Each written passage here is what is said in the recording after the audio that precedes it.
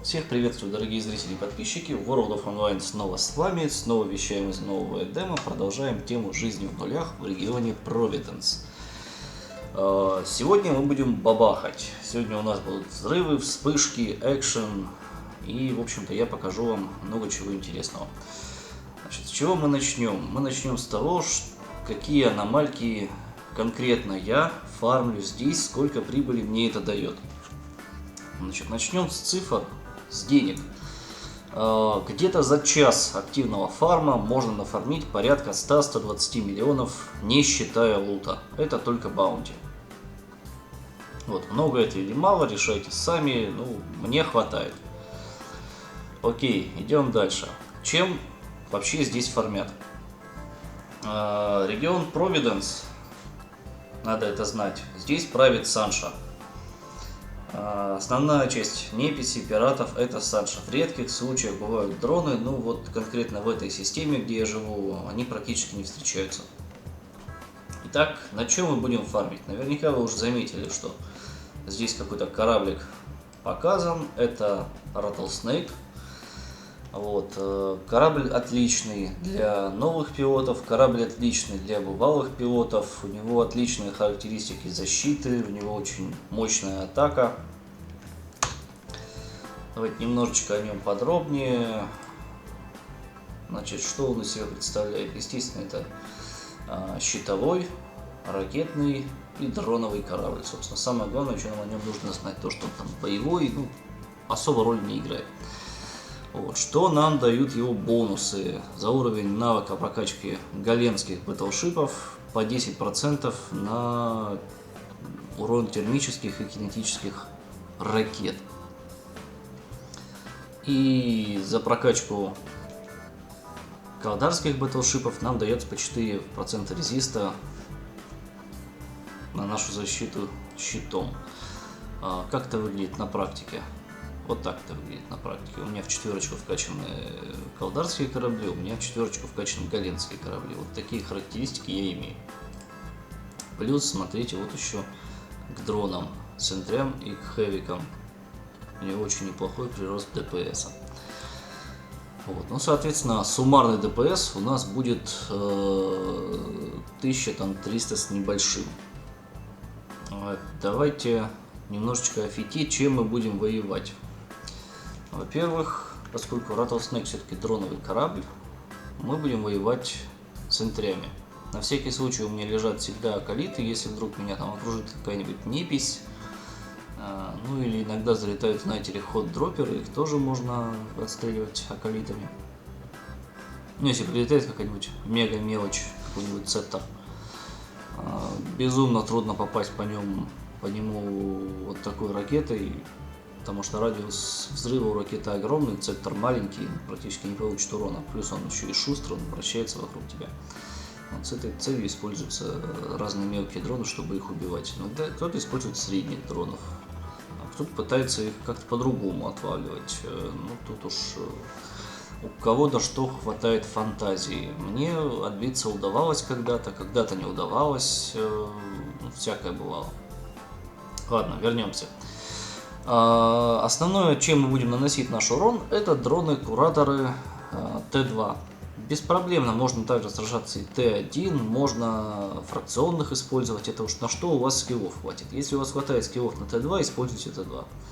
Они долго качаются, но вы не пожалеете. Вот. Урон у них относительно небольшой, несравнимый с гордами. Горды бьют больше, но у них не профильный урон, поэтому я их не использую. Я использую кураторов. Кураторы бьют относительно далеко, примерно на 40-50 километрах с моими скиллами я могу наносить полный урон без штрафов и, в общем-то, очень больно лупить Саншу. Почему кураторы? Потому что у Санши есть две слабости в резистах. Это электромагнитный урон и это термальный урон. Причем электромагнитный урон, там слабость в резисте гораздо больше. Поэтому я использую дронов, которые бьют электромагнитной энергией. Аналогично именно по этой причине я использую Акалайта, а не кого-то другого. потому что акалайты, они, если вдруг на меня там налетят мелочь какая-нибудь, фрегат, и меня там заскрамблят или еще что-то сделают нехорошее, акалайты быстро их сожрут. Кстати, их маловато, надо будет купить еще, у меня 4 всего осталось. Как-то вот упустил я. Вот, с дронами разобрались. Окей, переходим к тому, что за ракеты мы используем. Мы используем 1, 2, 3, 4, 5 круиз-лончеров. Стреляем мы инфернами. Некоторые советуют мне использовать, сейчас покажу, вот такие фракционные снаряды. Они в чем-то тоже хорошие. Давайте рассмотрим, чем они отличаются друг от друга. В первую очередь они отличаются уроном. Давайте фьюрики. Show info.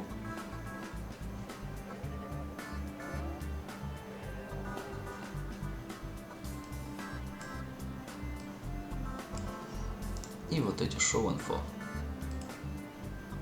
Окей. Вот смотрите.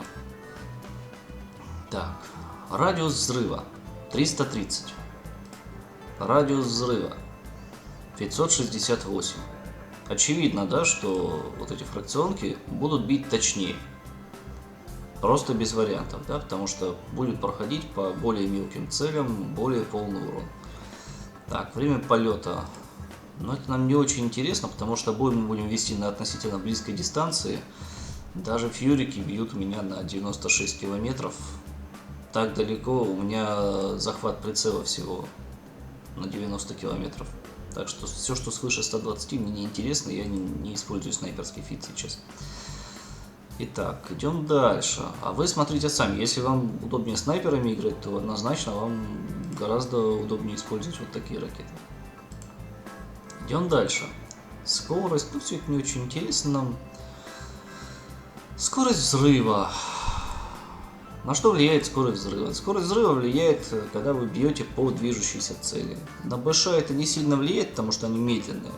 А вот всякие там фрегаты, крейсеры, вот здесь скорость распространения взрыва, она очень важна.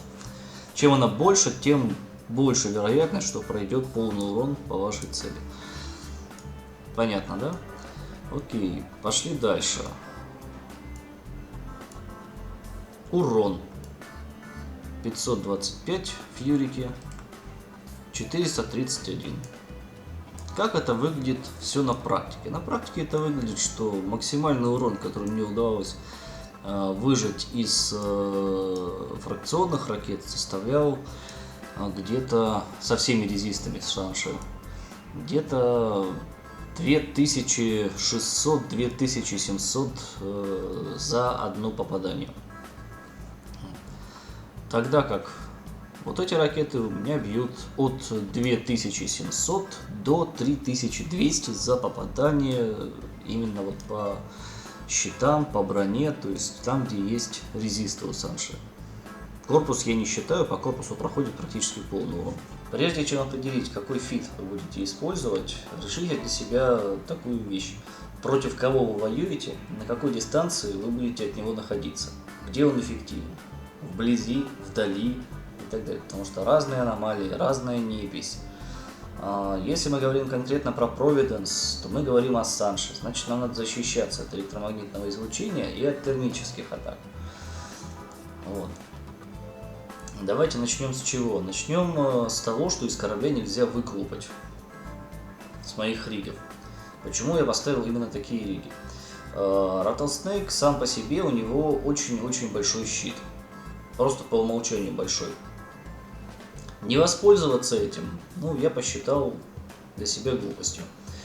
Значит, у меня стоят два Shield Extender Т2. Чего они дают? Плюс 20% каждый. Да, там у меня увеличивается моя сигнатура, ну и черт с ней на самом деле. Не настолько больнее они бьют. Но суть какая? Я могу выстоять одну аномальку Санктум совершенно спокойно. Не перемещаясь, не отварпывая. Я подлетаю к ней километров на 20 и начинаю ее зачищать. Почему на 20, потом объясню. То есть вот этот корабль, его фит рассчитан на то, чтобы очень долго держать удар, очень долго, значит, сопротивляться чему-то. Дальше, что еще я использую? Warhead Rigger Catalyst. Этот риг нужен для того, чтобы уменьшать радиус взрыва наших ракет. Вы знаете, да, что чем меньше радиус, тем лучше. Если радиус взрыва меньше радиуса сигнатуры противника, то 100% проходит полный урон по нему. И это хорошо. Напомню, что у Фьюрика очень большой радиус взрыва снаряда. Так, что еще? Дрон Link. Он позволяет мне наводить моих дронов на цель на расстоянии около 81 километра. Иногда случается такая необходимость, в частности на аномалии Санктум, там такой несколько гейтов, одни находятся. Если прилапать 20 километров, то одни гейты будут находиться в 20, вторые в 10, третий в 30, там, и вплоть даже до 80 километров. Соответственно, чтобы на 80 километров попадать, мне нужна вот такая штуковина. Что у нас еще? Ну, понятно, это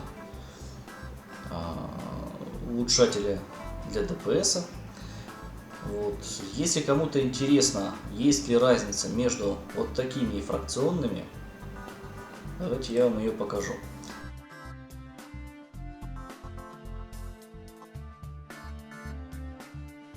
Итак, у нас урон 1375. Запомнили.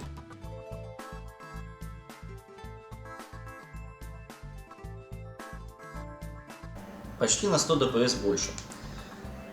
Но вот эти вот штуки в совокупности, ну, где-то так, по 100, по 150 каждый модуль стоит миллионов. Стоит оно того или не стоит? Я считаю, что стоит, потому что лишние 100 ДПС это примерно лишние минус 5 минут на прохождение каждой аномальки. Аномалька проходится где-то минут 20. Ну, соответственно, 15-20, там, в зависимости от скиллов и вашего желания ее проходить. Соответственно, минус 5 минут с каждой, в общем-то, в час, плюс одна аномалька. Одна аномалька это может быть от 20 до 30 миллионов. Вот, решайте сами, стоит оно того или не стоит. Вот, но сегодня мы будем снимать именно вот такой фит. Он относительно дешевый. Собственно, самая дорогая часть это риги. Риги стоят по-разному, как поискать. Ну, вообще, примерно по 80-100 миллионов каждый. Здесь в самом Провиденсе они не продаются, очень мало покупают. Либо продают, но по цене там 150-200 даже миллионов я видел. Поэтому я летаю в Империю за ними на чем-нибудь маленьком, шустром, чтобы его было очень трудно поймать. Вот. Ну что, по кораблю, наверное, все рассказал. Пойдемте займемся делом. Итак, мы вышли из дока. Все то же самое, я ничего не менял. Теперь смотрите, я вам не очень рассказал о защите.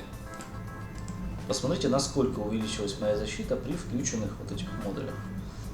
Почти 100 тысяч хп, 92 тысячи хп эффективных. Это очень круто. То есть убивать нас будут долго. Я помню, как налетела банда дроперов, кораблей 6, наверное, БШ. А им меня убивали минут 5. Не просто не могли пробиться через вот этот вот безумный rattlesnake'овский щит. Вот. Еще один модуль полезный, республиканский Target Painter. Можно использовать Т2, но республиканский лучше, у него больше увеличивается радиус сигнатуры. Вещь крайне полезная, я использую республиканский, потому что он относительно дешевый, миллионов 30 он стоит. Но как бы он эффективнее, чем Т2. Плюс он по характеристикам, по-моему, слабее. Я уже не помню, но не в этом суть. Окей, пойдемте найдем аномальку какую-нибудь. Вот, Санктум. Это то, что фармлю я сейчас. Ну вот, собственно, вот он, Санктум. Как видите, вот есть ворота, которые близко к нам. И вот самые последние 75 километров, иногда 80-90 до них. Подготовка. Выбрасываем вот эту штукенцию, сохраняем координату, выбрасываем дронов, наводимся. Ну, вот, посмотрите, вот они рядышком стоят, не особенно сильно бьют, хотя первые несколько волн, они самый большой урон нанесут.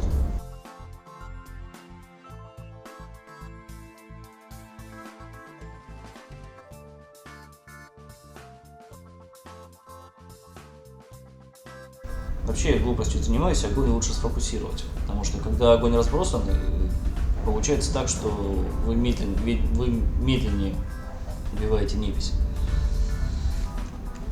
Санша, помимо всего, еще и лечится, поэтому чем больше урона на одной цели, тем быстрее она сдохнет. Сильно быстрее сдохнет, потому что труднее будет хилиться.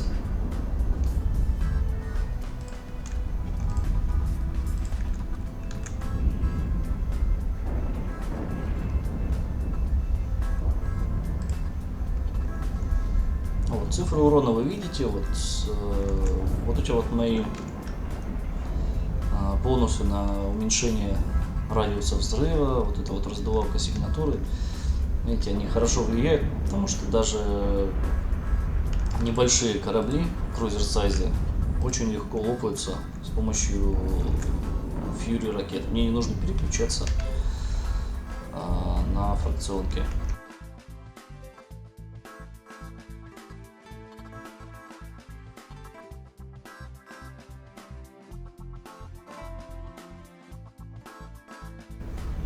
Ну, сейчас видите, не полный урон прошел.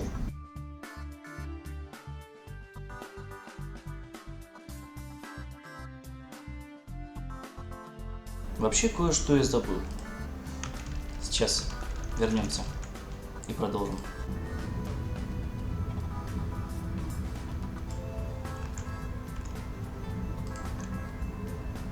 Так, вот мы на месте. Выбрасываем дронов. Итак, зачем мы, собственно, летали? Мы летали за бустерами. Бустеры — это химикаты. В Империи, насколько я помню, они запрещены. Вот. Что они дают нам? Конкретно вот этот краш-бустер. Краш-бустер должен уменьшать радиус взрыва. Давайте посмотрим. Заряд, explosion радиус 351. Хаваем бустер. 281. Ну, не кисло. Вот. Бустер будет действовать около часа с моими скиллами, с вашими там, ну, как вы их прокачаете, может дольше действовать. Вот. У меня, по-моему, в 4 вкачан скилл на бустеры, поэтому он почти час работает. Вообще, по умолчанию, он должен работать около 30 минут.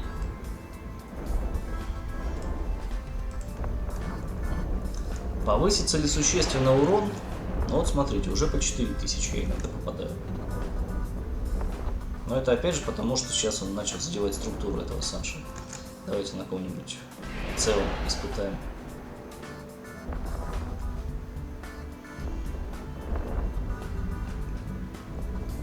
Про бустеры пишут, что есть побочные эффекты. Ну, действительно, да, иногда они встречаются. Ничего страшного в этом нет. Не бойтесь побочных эффектов. Ничего не случится.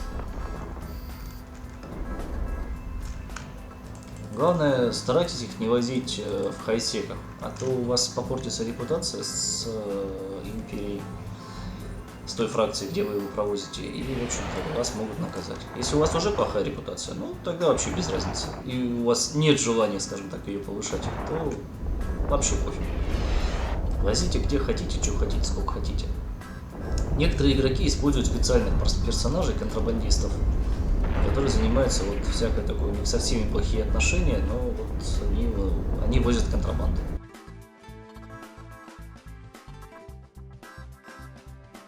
Видите, мы находимся практически в упоре, и Санша с большим-большим трудом может нас процарапать.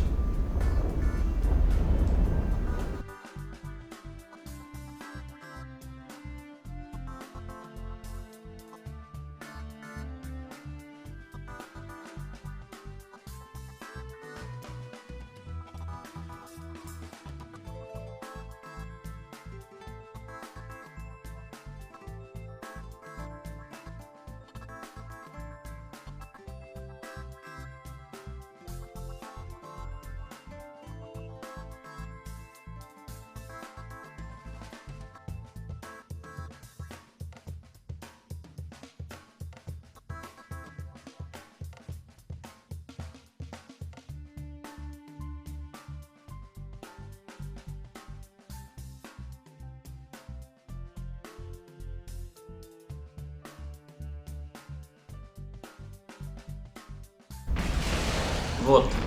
Вот она причина, по которой мы используем дроновое и ракетное вооружение.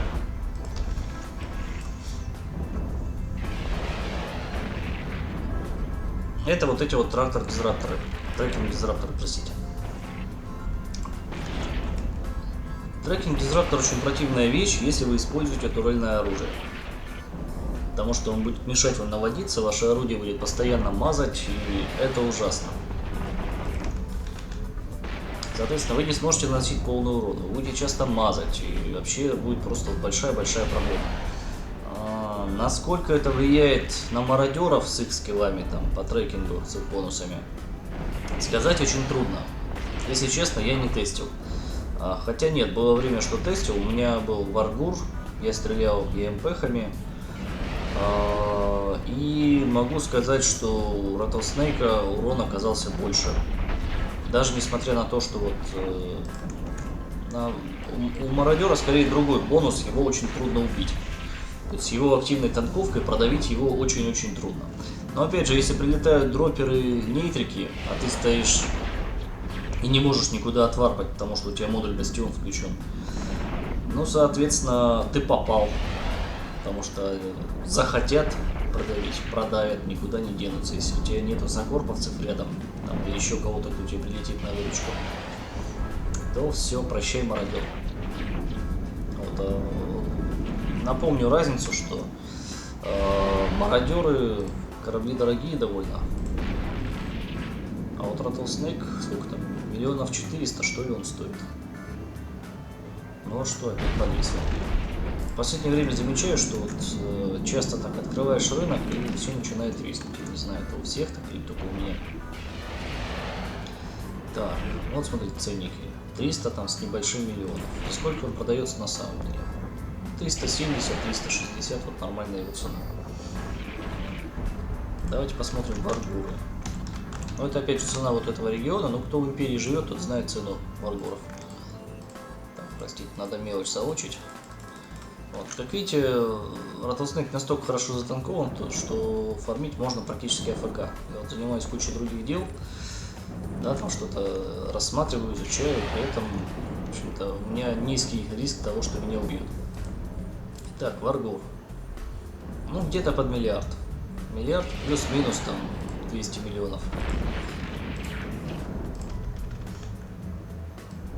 Вот, как только появляется вот такая мелочь, отстреливается она в первую очередь. Просто вообще по умолчанию она отстреливается первой, потому что они могут повесить на вас поинт.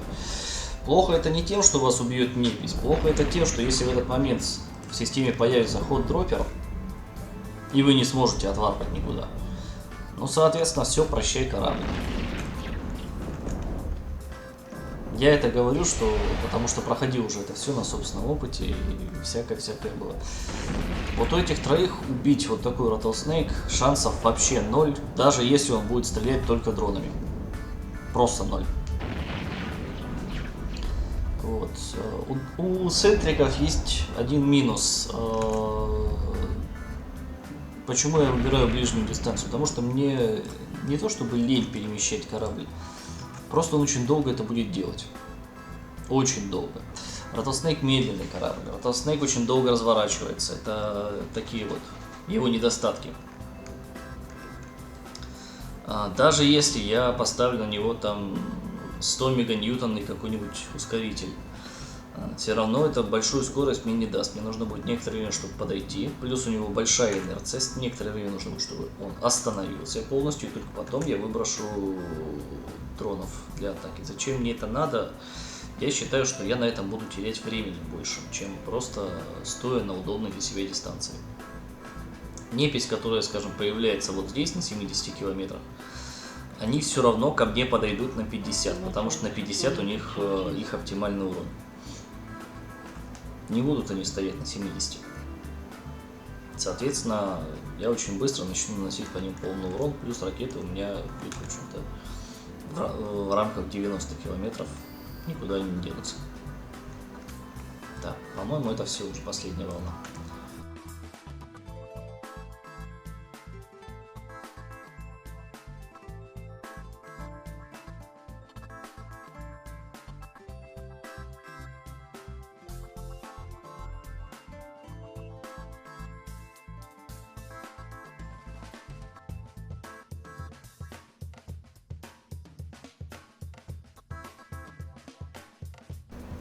Вот. Из такого, что бы мне хотелось еще сказать. Когда вы ведете ракетный огонь, вы должны понимать, что ракеты не турели. То есть ракета летит гораздо медленнее и гораздо медленнее достигает своей цели. Если вы чувствуете, что вот пока ракета долетит, этот выстрел по вашей цели будет последним, скорее всего, прекратите огонь и наведите ракету на следующий корабль. Объясню почему. Не то, что боезапаса жалко. В принципе, они дорого стоят достаточно, да, залпов может быть жалко. Суть в том, что у них очень большой интервал между атаками. То есть, грубо говоря, каждый лишний залп тратит ваше время на прохождение аномалии. Если вы знаете, что кораблю конец, зачем выпускать по нему лишнюю ракету? Лучше направьте его в какую-то следующую цель. Начните убивать ее.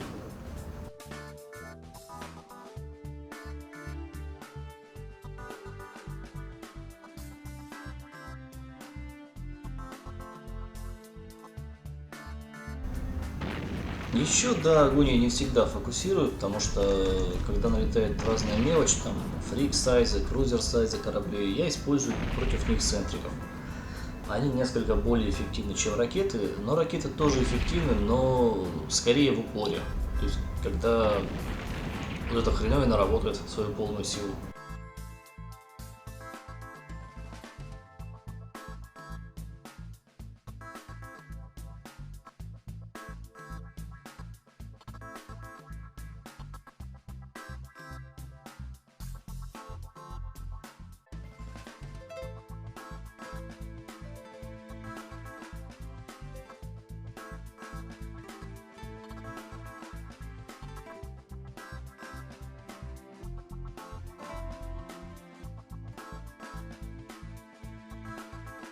Можно отварпывать, вернемся через пару минут, когда сборщик закончит свою работу.